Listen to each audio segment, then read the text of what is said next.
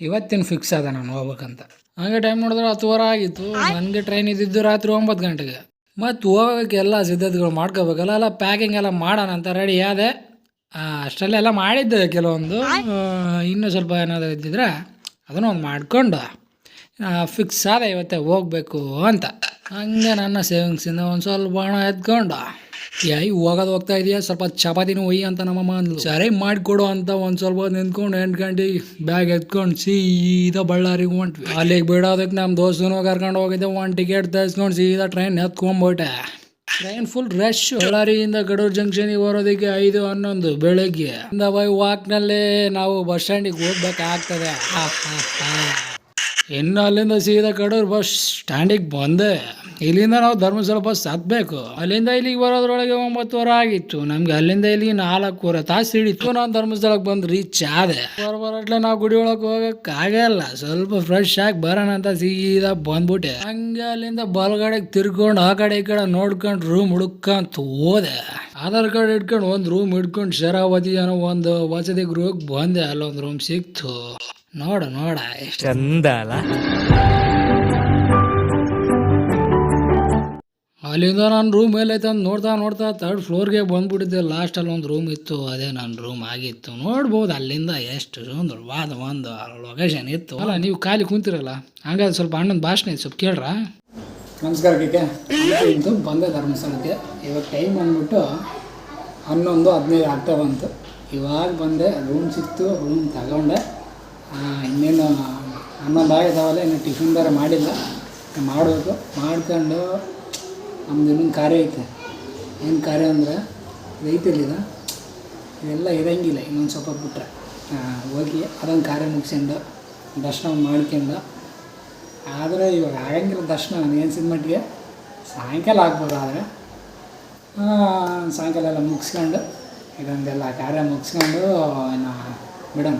Location ಅಂತೂ super ಆಗೈತೆ. ಇದು ನನ್ನ ಲಾಸ್ಟ್ನ ರೂಮ್. ನಾನು ಅವಾಗ ಹೇಳೋಣ, ನೀ ಶಶ ಅಂತದೀಯ. ಯಾರಿದು ಶರಾವತಿ 490 ರೂಮ್ ಅಂದರೆ ನಂದು ಲಾಸ್ಟ್. ಒಬ್ಬನೇ ಬಂದಿನ ಅಂದಕ್ಕೆ ಲಾಸ್ಟ್ ಕೊಟ್ಬಿಟ್ರು. ಇನ್ನೇನು ಮಾಡಲ್ಲ. ನೋಡ್ಬೋದು ಹಿಂದ್ಗಡೆ ಹೆಂಗಿದೆ ಅಂತ. ರೂಮ್ ಮಾತ್ರ ಅಲ್ಟಿಮೇಟ್. ಲಾಸ್ಟ್ ರೂಮ್ ಆದ್ರೂ ಕೂಡ ಕರೆಂಟ್ ಒಂದಿಲ್ಲ, ಏನು ಗೊತ್ತಿಲ್ಲ. ಈ ರೂಮ್ ಇಲ್ಲೋ ಅಥವಾ ಎಲ್ಲ ತೆಗೆದಾರೋ ಗೊತ್ತಿಲ್ಲ, ಒಟ್ಟಲ್ಲಿ ಇಲ್ಲ ಕರೆಂಟು. ಎಷ್ಟೊತ್ತಂತ ರೂಮಲ್ಲಿ ಇರೋದು ಅಂತ ಬಂದೆ. ಇನ್ನು ಸೀದಾ ನಮ್ಮದು ಒಂದು ಕಾರ್ಯ ಇತ್ತಲ್ಲ, ಅಲ್ಲಿಗೆ ಬಂದೆ. ಎಲ್ಲಿಗೆ ನೋಡ್ರಿ, ಇಲ್ಲಿಗೆ ಮುಡಿ ಸಮರ್ಪಣೆ ಪ್ರವೇಶ ದ್ವಾರಕ್ಕೆ. ಅಲ್ಲಿಂದ ಮತ್ತೆ ರೂಮ್ಗೆ ಹೋಗಿ ಸ್ನಾನ ಗೀನ ಮಾಡ್ಕೊಂಡು ಸೀದಾ ದರ್ಶನಕ್ಕೆ ನಿಂತ್ಕೊಂಡ್ಬಿಟ್ಟೆ. ಅಲ್ಲಿಂದ ಹೆಂಗ ದರ್ಶನ ಆ ಕಡೆ ಈ ಕಡೆ ಹೋಗ್ಕೊಂತ ಕೂತ್ಕೊಂತ ನಿಂತ್ಕೊಂತ ದೇವ್ರ ದರ್ಶನ ಅಂತ ಮಾಡ್ಕೊಂಬಿಟ್ಟೆ. ಹಂಗೆ ಹೊರಗಡೆ ಬಂದು ಒಂದು ಲೈಟಾಗಿ ವಿಡಿಯೋ ತೆಗೆದು ಪ್ರಸಾದನೂ ಮಾಡ್ಕೊಂಡು ಹಂಗೆ ಮನೆಗೆ ಒಂದು ಸ್ವಲ್ಪ ಪ್ರಸಾದ ತಗೊಂಡು ಸೀದಾ ರೂಮ್ಗೆ ಹೋದೆ.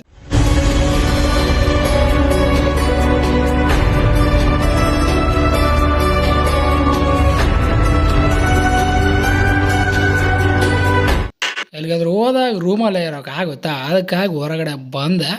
ಹಂಗೆ ಒಂದು ಕಾಫಿ ಕುಡ್ಕೊಂಡು ಧರ್ಮಸ್ಥಳನ ಒಂದು ರೌಂಡ್ ಹಾಕವನು ಅಂತ ಹೊರಟ ಗುರು. ಧರ್ಮಸ್ಥಳ ರೋಡ್ ತುಂಬ ಫುಲ್ ಕಲರ್. ಬೇರೆ ಏನಲ್ಲ ಗುರು, ಅಂಗಡಿಗಳು, ಲೈಟ್ಗಳು ಅಲ್ವಾ. अच्छा ठीक है ठीक है ठीक है, समझ गया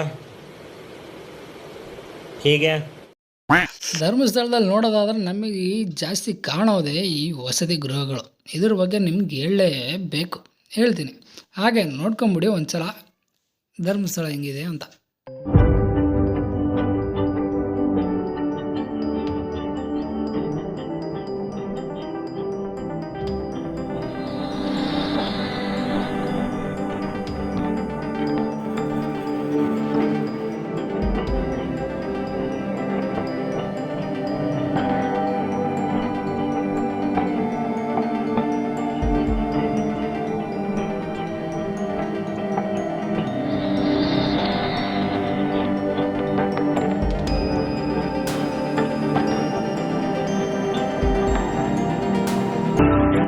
ಹಾಗೆ ನಿಮಗೆ ಧರ್ಮಸ್ಥಳದಲ್ಲಿ ಗೊಮ್ಮಟೇಶ್ವರ ವಿಗ್ರಹ ಕೂಡ ಇದೆ. ಅಲ್ಲಿಗೆ ನಿಮ್ಮನ್ನು ಕರ್ಕೊಂಡು ಹೋಗ್ಬೇಕು ಅಂದ್ಕೊಂಡಿದ್ದೆ, ಆದರೆ ಸಮಯ ಮೀರೋಗಿತ್ತು. ಇದು ಇನ್ನು ನನ್ನ 2ನೇ ದಿನ. ಟೈಮ್ ಬಂದ್ಬಿಟ್ಟು 8-7 ಆಗಿತ್ತು. ಇನ್ನು ನಮ್ಮ ಬ್ಯಾಗ್ ತಗೊಂಡು ನಮ್ಮ ಪ್ರಯಾಣನ ಮುಂದುವರ್ಸೋಣ. ನಮಗೆ ಇಲ್ಲಿ ಶರಾವತಿಯಲ್ಲಿ 24 ತಾಸು ಇರುತ್ತೆ. ನೀವು ಅದರೊಳಗೆ ಯಾವಾಗಾದರೂ ಹೋಗ್ಬೋದು. ಓಕೆನಾ. ನನಗೆ ಬೇರೆ ಕಡೆ ಹೋಗೋ ಒಂದು ಅನಿವಾರ್ಯದಿಂದ ನಾವು ಇಲ್ಲಿಗೆ ಶರಾವತಿನ ಮುಗಿಸೋಣ. ಇನ್ನು ರೂಮ್ ಬೀಗ ಒಂದು ಹಾಕ್ಕೊಂಡು ಹಾಗೆ ಇಲ್ಲಿ ನಿಮ್ಗೆ ಒಂದು ಹೇಳ್ಬೇಕು, ಇಲ್ಲಿ ಏನಪ್ಪ ಅಂದರೆ ನಾವು ಫಸ್ಟ್ ಸ್ಟಾರ್ಟಿಂಗಲ್ಲಿ ಬರಬೇಕಾದ್ರೆ 120 ರೂಪಾಯಿ ರೂಮ್ ಬಾಡಿಗೆ ತೊಗೊತಾರೆ. ಅದರಲ್ಲಿ ನಾವು ಹೋಗ್ಬೇಕಾದ್ರೆ 50 ರೂಪಾಯಿನ ರಿಟರ್ನಾಗಿ ಕೊಡ್ತಾರೆ. ನೀವೇನಾದರೂ ಹೊಸದಾಗಿ ಅಥವಾ ಫ್ಯಾಮಿಲಿ ಜೊತೆ ಬಂದಿದ್ದೀರಾ ಅಂದರೆ ದಯಮಾಡಿ ಈ ಒಂದು ಶರಾವತಿ ಅಥವಾ ಧರ್ಮಸ್ಥಳದಲ್ಲಿ ಪ್ರತಿಯೊಂದು ವಸತಿ ಗೃಹಗಳೇನಿದಾವಲ್ಲ ಎಲ್ಲ ಆ ಸಂಘಕ್ಕೆ ಸೇರಿದ್ದು. ಕಡಿಮೆ ರೇಟ್ಗೆ ನಿಮಗೆ ವಸತಿ ಗೃಹಗಳು ಸಿಗ್ತವೆ. 70 ರೂಪಾಯಿ ಎಲ್ಲ ಇಡ್ತೀರಿ. ಈ ರೂಮ್ಗೆ ಇಟ್ಟರೆ ಏನಾಗಲ್ಲ. ಇಲ್ಲೆಲ್ಲ ರೀತಿಯ ಫೆಸಿಲಿಟಿನೂ ನಿಮಗೆ ಸಿಗುತ್ತೆ. ನೀವೇನಾದರೂ ಹೊಸದಾಗಿ ಬಂದಾಗ ಉಪಯೋಗ ಮಾಡ್ಕೊಳ್ಳಿ. ಹಾಗೆ ಕೆಳಗಡೆ ಬಂದು ನೋಡಿದ್ರೆ ಒಂದು ಟೀ ಶಾಪ್ ಸಿಕ್ತು. ನಾವು ನಮ್ಮ ಕಡೆನೇ ಬಿಡಲ್ಲ, ಇನ್ನು ಮಲೆನಾಡು ಪ್ರದೇಶದಲ್ಲಿ ಬಿಟ್ಬಿಡ್ತೀವ. ಹಾಗೆ ಕಾಫಿ ಕುಡ್ಕೊಂಡು ಹಿಂಗೆ ಮೇಲ್ಗಡೆ ಬಂದೆ. ಇಲ್ಲಿ ನೋಡಿದ್ರೆ ಫ್ಲೈಟು, ಅವಾಗಿನ ಕಾಲದಲ್ಲೇ ಫ್ಲೈಟ್ ಧರ್ಮಸ್ಥಳಕ್ಕೆ ಇಳಿಸಿದ್ದಾರೆ. ಗ್ರೇಟ್ ಅಲ್ವಾ. ಹಾಗೆ ನಾನು ನಿನ್ನೆ ನಿಮಗೆ ಒಂದು ಗುಡಿ ತೋರಿಸಿದೆ. ಈ ಗುಡಿಗೆ ಬರೀ ಗಂಡ್ಮಕ್ಳು ಮಾತ್ರ ಮೇಲೆ ಕಿಕ್ಬೋದು. ಓಕೆನಾ. ಇಲ್ಲಿ ನಾನು ನೋಡೋಣ ಮೇಲೆ ಹೆಂಗಿದೆ ಅಂತ ಒಂದ್ಸಲ ನೋಡೋಣ ಅಂತ ಹೋದೆ. ಆದರೆ ಅಲ್ಲಿ ಬ್ಯಾಡ್ ಲಕ್ ಎಲ್ಲ ಗುಡಿಗಳು ಮುಚ್ಚಿದ್ವು. ಹಾಗೆ ಕೆಳಗಡೆ ಇಳಿದು ಬಂದ್ಬಿಟ್ಟೆ. ಇನ್ನು ನಿಮಗೆ ನಿನ್ನೆ ತೋರಿಸಿದ್ದೆ ನಾನು ಮೇಲ್ಗಡೆ ಗೊಮ್ಮಟೇಶ್ವರ ವಿಗ್ರಹಗಳಿದೆ ಅಂತ. ಓಕೆನಾ. ಇಲ್ಲಿ ನೀವೇನು ನೋಡ್ತಿದ್ರೆ ಈ ಕಡೆ ನಡ್ಕೊಂಡು ಹೋಗೋದು, ಈ ಕಡೆ ಏನಿದೆಲ್ಲ ವ್ಯಾನ್ಗಳು ಹೋಗೋದು. ಅಂದರೆ ವಯಸ್ಸಾದವರು ಹೋಗೋಕ್ಕಾಗಲ್ಲ ಅಂತ ವ್ಯಾನ್ಗಳನ್ನ ಕಳಿಸೋದಕ್ಕೆ ಈ ಒಂದು ರೂಟ್ ಇರೋದು. ಓಕೆನಾ. ನಾನಿವತ್ತು ನಡ್ಕೊಂಡು ಹೋಗ್ತೀನಿ. ಹೆಂಗಿದ್ರು ಹಿಂಗೆ ಯಾಕೆ ಹೋಗೋಣ, ಹಿಂಗೆ ಹೋಗೋಣ ಅಂತ ಈ ಕಡೆನೇ ನಡ್ಕೊಂತ ಹೋದೆ. ಈ ಕಡೆ ಏನು ನೋಡ್ತಿದ್ರಲ್ಲ ಈ ಕಡೆ ಫಸ್ಟ್ಗೆ ಏನು ಬಿಡು ಹೋಗ್ಬಿಡೋಣ ಅಂತ ಬಂದೆ. ಹೋಗ್ತಾ ಹೋಗ್ತಾ ಏನು ಅನಿಸಿಲ್ಲ. ಆಮೇಲೆ ಅನಿಸ್ತು ಹಿಂಗೆ ಹೋಗಿದ್ರೆ ಚೆನ್ನಾಗಿತ್ತು ಅಂತ. ಯಾಕಂದರೆ ಅಲ್ಲಿ ಸ್ಟೆಪ್ಸ್ ಇದ್ದಾವೆ, ಜಲ್ದಿ ಹೋಗ್ಬೋದು. ಆದರೆ ಇದು ಇದೆಯಲ್ಲ ಜಲ್ದಿ ಹೋಗೋಕ್ಕಾಗಲ್ಲ.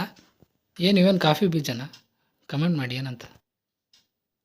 ಹಾಗೆ ಹೋಗ್ತಾ ಹೋಗ್ತಾ ಹೊಸ ಜಾಗ ಅಲ್ಲ, ನೋಡಿದ್ರೆ ಹಂಗೆ ನಮಗೂ ಏನೋ ಒಂದು ಆಗ್ತದೆ, ಹೊಸ್ದಾಗಿ ಎಕ್ಸ್ಪೀರಿಯೆನ್ಸ್ ಇರುತ್ತೆ ಅಂತ ಹೋದೆ. ಒಬ್ಬನೇ ಹೋಗ್ತಿದ್ದಲ್ಲ ಒಂದು ಸ್ವಲ್ಪ ಭಯ ಅಷ್ಟೇ.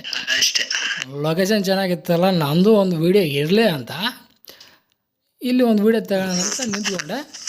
ಇಲ್ಲಿ ನೋಡಿ ಏನಾಗಿದೆ, ಸೀರಿಯಸ್ ಇದು ವೀಡಿಯೋ ಸೆಲ್ಫಿದಲ್ಲಿಟ್ಟು ನಾನು ಓಡಾಗಿದ್ದೀನಿ. ವೀಡಿಯೋ ಹೆಂಗೆ ಆಗ್ತದೆ.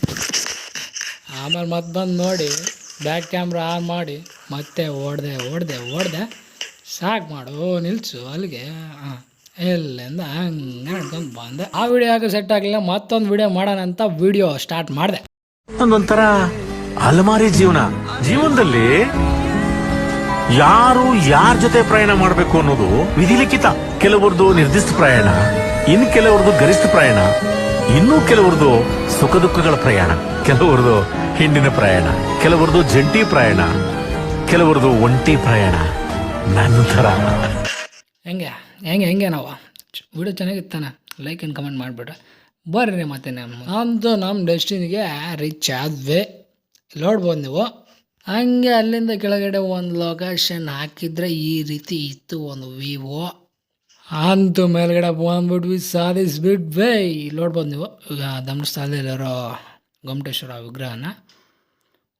ತುಂಬ ಜನ ಫೋಟೋಗಳು ಹೇಳ್ತಿದ್ರು. ನನಗೆ ಮನಸ್ಸಿಗೆ ನೋವಾಯಿತು, ನನ್ನ ಫೋಟೋ ತೆಗೆಯೋದು ಯಾರಿಲ್ಲಲ್ಲ ಅಂತ. ಆದರೂ ನಾವೇನು ಬೇಜಾರಾಗೋ ಮಕ್ಕಳೇ ಅಲ್ಲ ಬಿಡಿ. ಇಲ್ಲಿ ನೋಡ್ಬೋದು ಮೇಲ್ಗಡೆ ಹೆಂಗಿದೆ ವ್ಯೂ ಅಂತ. ನೀವೇನಾದರೂ ಧರ್ಮಸ್ಥಳಕ್ಕೆ ಹೋದ್ರೆ ಖಂಡಿತವಾಗ್ಲೂ ಹೋಗಿ, ಚೆನ್ನಾಗಿದೆ ವ್ಯೂ. ನಾನು ಬಂದಂಗೆ ನಡ್ಕೊಂಡು ಬರೋಕ್ಕೆ ಹೋಗ್ಬಿಡಿ, ನಡ್ಕೊಂಡೇ ಬನ್ನಿ.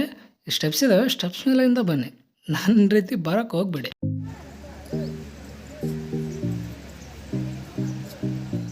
ಹಂಗೆ ನಮಗೆ ಇಲ್ಲಿ ಯಾವ ವರ್ಷದಲ್ಲಿ ಈ ಒಂದು ವಿಗ್ರಹ ಸ್ಥಾಪಿಸಿದ್ರು ಮತ್ತು ಯಾರು ಅನ್ನೋದೆಲ್ಲ ಡೀಟೇಲ್ಸ್ ಇರುತ್ತೆ. ಇಲ್ಲಿ ನೋಡ್ಕೋಬೋದು ಹಂಗೆ ನೀವು.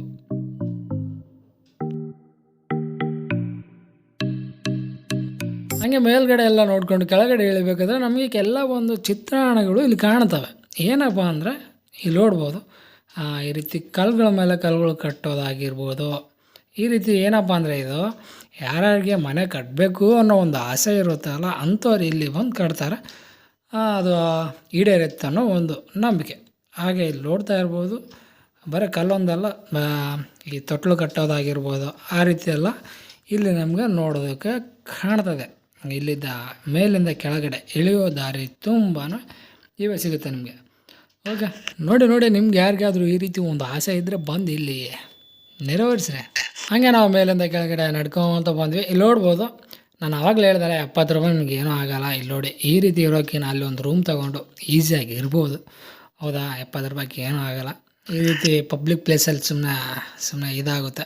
ಓಕೆ, ಹಂಗೆ ಮೇಲಿಂದ ಕೆಳಗಡೆ ಇಳಿದ ಮೇಲೆ ಕೊನೆಯದಾಗಿ ನಮಗೆ ಧರ್ಮಸ್ಥಳಕ್ಕೆ ಒಂದು ಹೇಳಿ ಇಲ್ಲಿಂದ ಹಂಗೆ ನಡ್ಕೊತ ಹೋದ. ಇಲ್ಲಿಂದ 2 ಕಿಲೋಮೀಟ್ರಿಗೆ ನಮಗೆ ರಾಮ ಮಂದಿರ ಸಿಗುತ್ತೆ.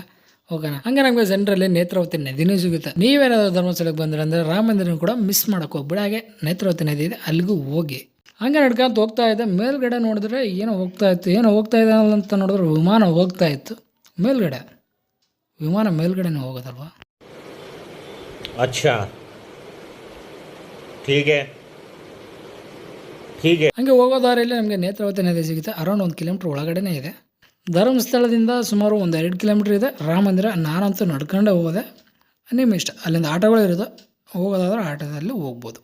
ಓಕೆನಾ, ಇದು ಕೂಡ ಚೆನ್ನಾಗಿದೆ. ಧರ್ಮಸ್ಥಳಕ್ಕೆ ಬಂದರೆ ಇದನ್ನು ಮಿಸ್ ಮಾಡೋಕ್ಕೆ ಹೋಗ್ಬೇಡಿ. ಬರಬೇಕಾದ್ರೂ ಕೂಡ ನಾನು ನಡ್ಕೊಂಡೇ ಬಂದೆ. ಯಾಕಂದರೆ ನಮಗೊಂದು ಅನುಭವ ಆಗಬೇಕಷ್ಟೆ. ನಡ್ಕೊಂಡು ಹೋಗೋದ್ರಿಂದ ತುಂಬಾ ಉಪಯೋಗ ಇದೆ. ಹಂಗೆ ಬರಬೇಕಾದ್ರೆ ಇದೊಂದು ದಾಸಾಳ ಹೂವು ನೋಡಿದೆ. ನಿಮ್ಮೂರ ಕಡೆ ಹೆಂಗೆ ಇರುತ್ತೆ ಕಮೆಂಟ್ ಮಾಡಿ. ನಮ್ಮೂರೆಲ್ಲ ಹೆಂಗಿರಲ್ಲ. ಅಲ್ಲಿಂದ ಮತ್ತೆ ಧರ್ಮಸ್ಥಳದಿಂದ ಮಹಾಗಣಪತಿಗೆ ಹೋದೆ. ಸುಮಾರು ಧರ್ಮಸ್ಥಳದಿಂದ ಒಂದು 19 ಕಿಲೋಮೀಟ್ರ್ ಏನಾಗುತ್ತೆ. ಅಲ್ಲಿಂದ ಇಲ್ಲಿಗೆ ಒಂದು 50ರಿಂದ 60 ರೂಪಾಯಿ ತಗೊತಾರೆ ಈ ಒಂದು ವ್ಯಾನಲ್ಲಿ. ಓಕೆ, ಇಲ್ಲಿ ಬರೋದ್ರೊಳಗೆ 12 ಗಂಟೆ ಆಗೋಯ್ತು.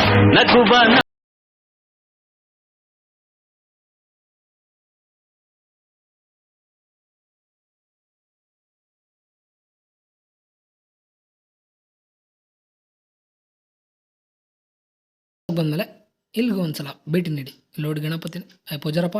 ಅಲ್ಲಿಂದ ನಿಮಗೆ ತೋರಿಸೋಣಂದ್ರೆ ಪೂಜಾರಪ್ಪ ಅಡ್ಡ ಇದೆ. ಸ್ವಲ್ಪ ಮುಂದೆ ಹೋಗೋಣಂದರೆ ಸೆಕ್ಯೂರಿಟಿ ನಮಗೆ ಬಿಡಲಿಲ್ಲ, ಅದಕ್ಕೋಸ್ಕರ ಇಲ್ಲಿಂದ ತೋರಿಸ್ತಾ ಇದ್ದೀನಿ ನೋಡಿ. ಚೆನ್ನಾಗಿದೆ ಲೊಕೇಶನ್ನು ಮತ್ತು ಗುಡಿ ಎಲ್ಲ. ಬಂದರೆ ಇಲ್ಲಿ ಕೂಡ ಬಂದು ಹೋಗಿ. ಓಕೆನಾ, ಅಲ್ಲಿಂದ ಸೀದಾ ನಾನು ಸಕಲೇಶ್ಪುರಕ್ಕೆ ಬಸ್ ಹತ್ಕೊಂಡು ಹೊರಡೆ. ಇಲ್ಲಿಂದ 37 ರೂಪಾಯಿ ಸಕಲೇಶ್ಪುರಕ್ಕೆ. ಅಲ್ಲಿಂದ ಸಕಲೇಶ್ಪುರಕ್ಕೆ ಬರೋದ್ರೊಳಗೆ 4 ಗಂಟೆ ಮುಗಿದಿತ್ತು. ಇಲ್ಲಿಂದ ನಾನು ಸೀದಾ ಬೇಲೂರಿಗೆ ಹೋಗ್ಬೇಕಂತ ಅಂದ್ಕೊಂಡೆ. ಬೇಲೂರಿಗೆ ಬಂದು ಒಂದು ಎಳ್ನೀರು ಕುಡಿದೆ.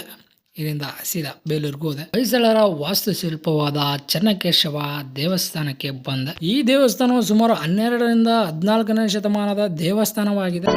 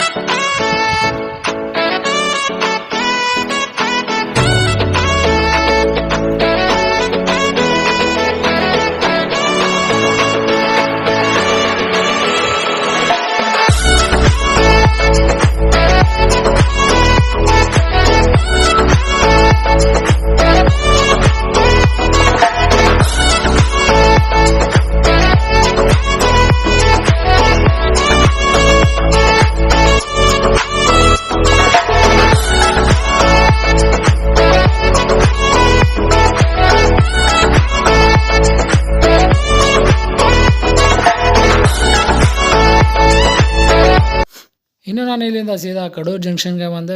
ಬೇಲೂರಿಗಿಂದ ಹೋಗೋಕ್ಕಾಯ್ತು, ಹಳೇಬೀಡಿಗೆ ಹೋಗೋಕ್ಕಾಗಲಿಲ್ಲ, ಟೈಮ್ ಆಗಿರೋದ್ರಿಂದ ಸೀದಾ ನಾನು ರೈಲ್ವೆ ಸ್ಟೇಷನಿಗೆ ಬಂದು ಇಲ್ಲಿಂದ ಸುಮಾರು 11:30 ಟ್ರೈನ್ ಇತ್ತು. ಟ್ರೈನ್ ಎತ್ಕೊಂಡು ಅಲ್ಲಿಂದ ನನ್ನ ಜರ್ನಿನ ಮುಗಿಸ್ದೆ. ಈ ವಿಡಿಯೋ ಇಷ್ಟ ಆದರೆ ಲೈಕ್ ಆ್ಯಂಡ್ ಸಬ್ಸ್ಕ್ರೈಬ್ ಮಾಡಿ.